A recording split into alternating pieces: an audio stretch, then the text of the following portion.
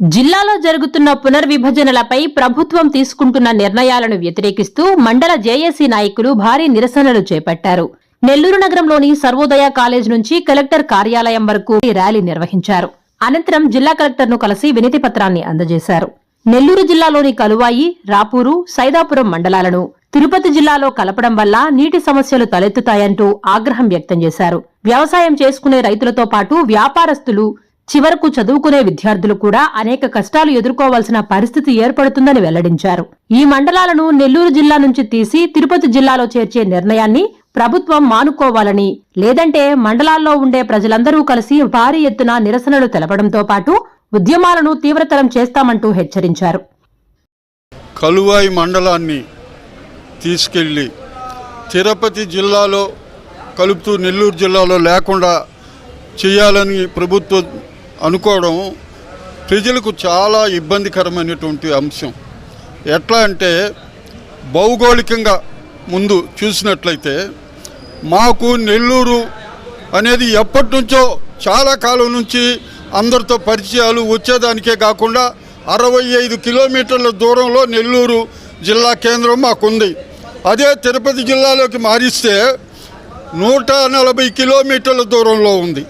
ఎంత ఇబ్బంది పడాలా ఒక సామాన్య మానవుడు వైద్యానికి పోవాలంటే, ఒక కలెక్టర్ ఆఫీస్కు పోవాలంటే, ఒక ఎస్పీ గారిని కలవాలంటే, అదే ఆర్టీసీ బస్టాండ్లో తిరుపతిలో దిగితే ఆడ నుంచి కలెక్టర్ ఆఫీస్కి వెళ్ళాలంటే 10 కిలోమీటర్లు. ఈ విధంగా ఎంతో వ్యయ ప్రయాసలకు, ముఖ్యంగా దళిత, పీడిత, తాడిత, మైనారిటీ వర్గాలు, పేదోళ్ళు తిరుపతికి వెళ్ళాలంటే చాలా ఇబ్బందులకు గురి కావాల్సి వస్తుంది. కాబట్టి ప్రభుత్వం, ప్రజలు ఈరోజు ముక్త కంఠంతో కలువాయి మండల ప్రజలు, అన్ని వర్గాల ప్రజలు, ముఖ్యంగా పేదలు నెల్లూరు జిల్లాలోనే కలువాయి మండలం ఖచ్చితంగా ఉండాలని చెప్పేసి నాయకుల దృష్టికి తీసుకెళ్ళాం, మంత్రి గారి దృష్టికి తీసుకెళ్ళాం. అదేవిధంగా ఈరోజు కలెక్టర్ గారి దగ్గరికి ఎంతోమంది, వందలాది మంది కదిలి వచ్చి ఈరోజు కలెక్టర్ గారికి దృష్టికి తీసుకెళ్ళి ఈ కలువాయి మండలాన్ని ఖచ్చితంగా నెల్లూరు జిల్లాలో ఉండాలని కోరుకుంటున్నాం. అదేవిధంగా మమ్మల్ని ఇప్పుడు ఆత్మకూరు డివిజన్లో ఉన్నాం. అది 40 కిలోమీటర్ల దూరం. ఇప్పుడు దాన్ని తీసేసి గూడూరు డివిజన్లో దాదాపు 70-80 కిలోమీటర్ల దూరంలో ఉన్నటువంటి గూడూరు డివిజన్లో పెట్టడం ఎంతవరకు న్యాయమని కూడా నేను ప్రశ్నిస్తున్నాను. ఇప్పుడు చూడండి, మా కలువాయి మండలానికి వచ్చిన ఇబ్బందులు చూడండి. పక్కనే ఉన్నటువంటి అనంతసాగరం మండలంలో వాళ్ళకు వచ్చేసి కోర్టు వచ్చి ఆత్మకూరులో ఉంది. అదేవిధంగా సిఐ ఆఫీసు ఆత్మకూరులో ఉంది, డిఎస్పీ ఆఫీసు ఆత్మకూరులో ఉంది, రిజిస్టర్ ఆఫీసు ఆత్మకూరులో ఉంది.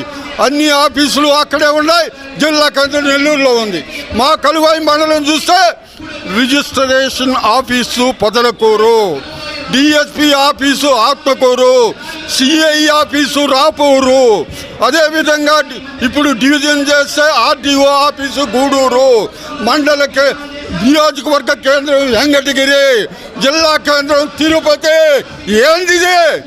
కలువాయి మండల ప్రజలతో ఇన్ని ఇబ్బందులకు గురి చేస్తా ప్రభుత్వం ఈ విధంగా ఆలోచించడం చాలా శోచనీయకరము, ఇబ్బందికరము. అందువల్ల ఈరోజు కలువాయి మండల ప్రజలు మొత్తం కూడా దీన్ని నెల్లూరు జిల్లాలో ఉండాలని ఖచ్చితంగా కోరుకుంటున్నారు. అందువల్ల ప్రజలను తిరస్కరిస్తే, ఎందుకంటే గెజిట్ పబ్లికేషన్ ప్రకారం కూడా 2 అంశాలు ముఖ్యంగా పరిగణనలోకి తీసుకోవాలి. ఒకటి భౌగోళిక స్వరూపం, రెండోది వచ్చి ప్రజాభిప్రాయ సేకరణ. ఈరోజు ప్రజాభిప్రాయం 100% కలువాయి ప్రజలంతా కూడా నెల్లూరు జిల్లాలో ఉండాలని కోరుకుంటున్నారు.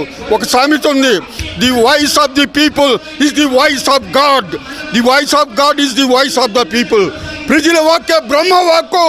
అందువల్ల ప్రజలంతా కూడా ఏకాన్ముఖులై ఈరోజు నెల్లూరు జిల్లాలో ఉండాలని కోరుకుంటున్నారు. ప్రజల అభిప్రాయాన్ని మన్నించింది అది ఎవరికి కూడా బాగుండదు. ఇది ప్రజాస్వామ్యము, ప్రజలే సార్వభౌమాధికారులని మన డాక్టర్ అంబేద్కర్ సూచించిన రాజ్యాంగమే చెప్తుంది. కాబట్టి ప్రజా అభిప్రాయం ప్రకారం, ప్రజల కోరిక ప్రకారం, ప్రజల ఆకాంక్ష ప్రకారం ఖచ్చితంగా కలువాయి మండలాన్ని నెల్లూరు జిల్లాలో, అదేవిధంగా ఆత్మకూరు డివిజన్లో ఉంచాలని కలువాయి మండల ప్రజల తరఫున మేమంతా కోరుతున్నాం. రాపూరు నియోజకవర్గాన్ని ఒకప్పుడు నియోజకవర్గం లేదని చెప్పిన పెద్దలు రాపూర్ నియోజకవర్గం లేదని ఎత్తేస్తే ఆ రోజు పెద్దలందరూ కూడా విమర్శించారు. ఈరోజు కలవాయి మండలాన్ని తీసుకొని పోయి తిరుపతి జిల్లాలో మార్చడం ఎంతవరకు సమంజసమని నేను అడుగుతున్నా.